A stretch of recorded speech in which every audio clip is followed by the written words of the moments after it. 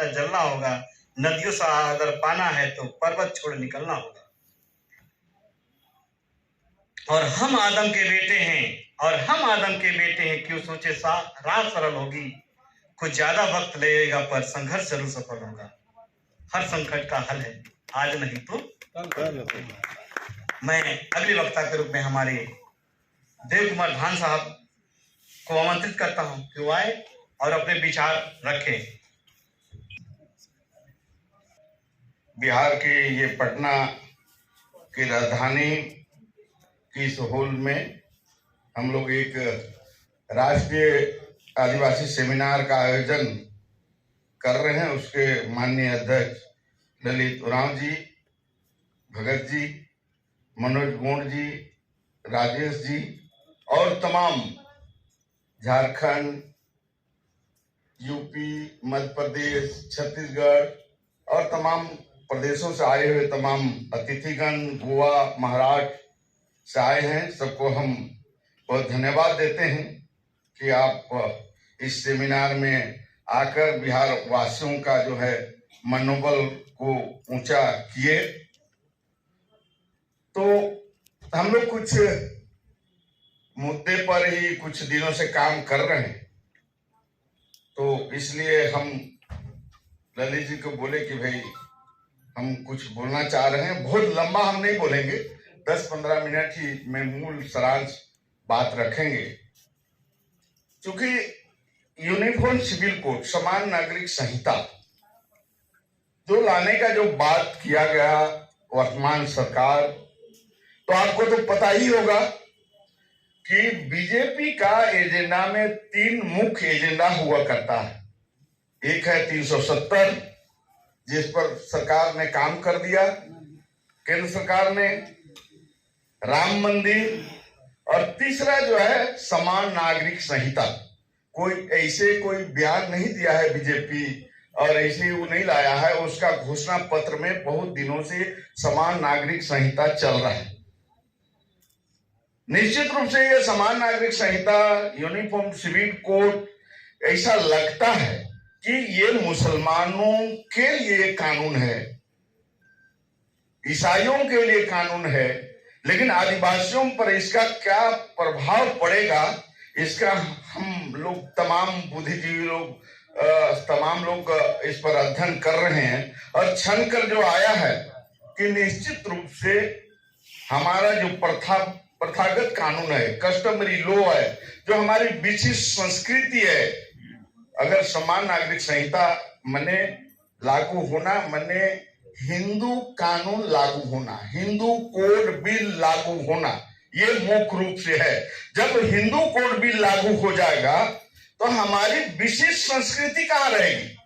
जो हमारी जन्म का संस्कार, हमारे विवाह का संस्कार, हमारा मृत्यु का संस्कार, हमारा और भी बहुत सारे जो रीति रिवाज हैं, जब वो खत्म हो जाएंगे तो संविधान निर्माताओं ने 1965 में जो लुकुर कमेटी बनाया, उसमें 5 बिंदु रखा कि कौन लोग आदिवासी होंगे।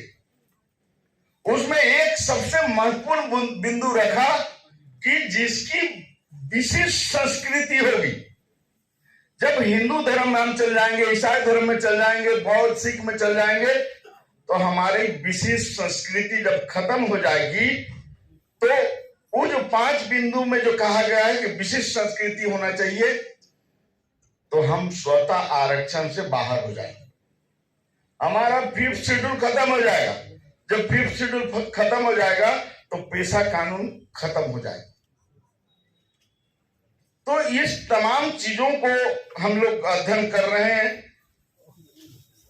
भूमि के जो सुरक्षा के कानून बने हैं, झारखंड में सबसे पहला अंग्रेज जमाना में बना है CNT और SPT, वो भी प्रभावित हो जाए। इस तरह से ये कानून जो है लाने का प्रयास कर रहा है। तो इसीलिए हम लोगों ने रांची में ये प्रयास शुरू किया कि भाई हम लोग इस पर कैसे एकजुट हम लोग होंगे, कैसे हम लोग आगे काम करेंगे। तो यूनिफॉर्म सिविल कोड का ही बात नहीं है, इन्होंने CRPC, IPC इसको भी बदलने का बात कर रहा है। हम एक विद्वान वकील का बात सुन रहे थे कि वैसा कानून लाने जा रहा है कि ये तमाम चीज बदल जाएंगे तो चीन की तरह यहाँ राजतंत्र होगा। जो सत्ता कहेगा वो थानेदार करेगा, जो सत्ता वाला बोलेगा वो डिस्ट्रिक्ट जज बोलेगा, हाई कोर्ट का जज करेगा, सुप्रीम कोर्ट का जज करेगा। अगर नहीं करेगा तो उसको समीक्षा किया जाएगा और उसको जेल जाना पड़ेगा 7 साल के लिए। इस तरह का कानून उन्होंने बना रहा है। ये तो संविधान बदलने की भी बात कर रहे हैं। जो माननीय प्रधानमंत्री के जो आर्थिक सलाहकार के अध्यक्ष हैं, वो ऐसे बयान 15 अगस्त को नहीं दिए। जरूर उसका प्रधानमंत्री और आपको आरएसएस का हेड का जरूर होगा कि ये जो संविधान है ये कोई काम का नहीं है, इसे हमको नया संविधान लिखना चाहिए, बनाना चाहिए। ये बात लोग बोल रहे हैं। तो एक तरह से आप समझ जाइए कि इनकी मानसिकता क्या है। हमको मानसिकता को समझने की जरूरत है। जैसे अभी मध्य प्रदेश के साथी आए हैं, वहां आदिवासी पर मूत दिया, कहीं पर थूक दिया। मणिपुर में आप देख रहे हैं हमारी बेटी बहन को नंगे घुमाया जा रहा है। जब हमारे राष्ट्रपति थे एससी के राम कोविंद साहब, उनको जो है आपको क्या कहते हैं राम जन्मभूमि में पूजन में नहीं बुलाया गया। अभी विपक्ष के नेता हैं खड़गे साहब, उसको अभी G20 का बुलाया नहीं गया। हमारे मुर्मू को मंदिर में घुसने नहीं दिया गया, राष्ट्रपति को, और एक साधारण मंत्री जो है मंदिर का गर्भगृह में घुस रहा है।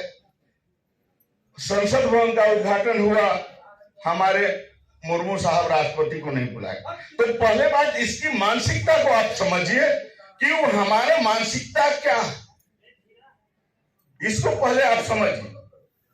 क्योंकि जो वहां मणिपुर की घटना जो बता रही थी कि वहां 60 एमएलए हैं, उसमें 40 एमएलए मैती लोगों का है, 10 एमएलए कुकी का, 10 एमएलए आपको नागा का है। तो लोकतंत्र में बहुमत का सरकार चलती है, वहां 30-31 एमएलए ही चाहिए। तो वो लोग जैसा चाह रहा है, आज प्रशासन भी कुकी के खिलाफ में, उसका मुख्यमंत्री है, पूरा प्रशासन है। वो लोग जाए तो कहां जाए, ये स्थिति है। तो हर जगह में आप यहाँ 1%, 2% हैं, हम झारखंड में 26% हैं, यहाँ जो है आपको क्या कहते हैं यूपी में हम 30% है। तो हम 5th शेड्यूल एरिया के बाद तो हम कहीं भी बहुमत नहीं है। तो इसलिए हम आपसे यही कहना चाहते हैं कि हम लोगों को क्या करना चाहिए, इस पर हम लोगों को बात जो है विशेष रूप से करने की जरूरत है। कि अगर हमारा आपसे यही कहना है कि 2024 में बीजेपी आ गया, जो पूरे देश के विपक्ष भी इस चीज को समझ रहे हैं। ऐसा नहीं है कि वो लोग नहीं समझ रहे हैं, वो लोग इस चीज को समझ रहे हैं कि जो स्थिति में आज ममता है, चाहे तमाम नेता हैं देश में विपक्ष में, 2024 में अगर मोदी आ गए तो वो लोग विपक्ष में जो स्थिति में है ये लायक रहने वाले नहीं है। इसलिए उन्होंने समझा है कि हमको किसी भी कीमत पर बीजेपी को रोकना है। तो हम भी आदिवासी समुदाय से हम लोग जो है, हम लोग चाह रहे हैं कि 2024 में हम लोग को भी बीजेपी को मोदी के रोकने का प्रयास करना चाहिए। ये हमारा, हम लोग इस प्रस्ताव को लेके हम लोग जा रहे हैं कि ताली बजाने की जरूरत नहीं, समझने की जरूरत है। हम लोग को ये चीज करने की जरूरत है कि अगर हम लोग इस चीज को नहीं समझे, पूरे आदिवासी समुदाय, और हम लोग को तो समझ आता नहीं वोट बाट का, और हम लोग निश्चित रूप से अपने पैरों में हम लोग कुल्हाड़ी मारेंगे। इसलिए हमें आपसे यही कहना है कि पूरे देश में करीब करीब 750 हम लोग शेड्यूल में हम लोग हैं और 200-300 बाहर हैं। हम लोग कैसे एकजुट होंगे?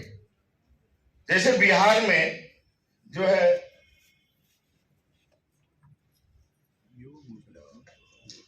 2011 की जनसंख्या के अनुसार 13,36,577 जनसंख्या है।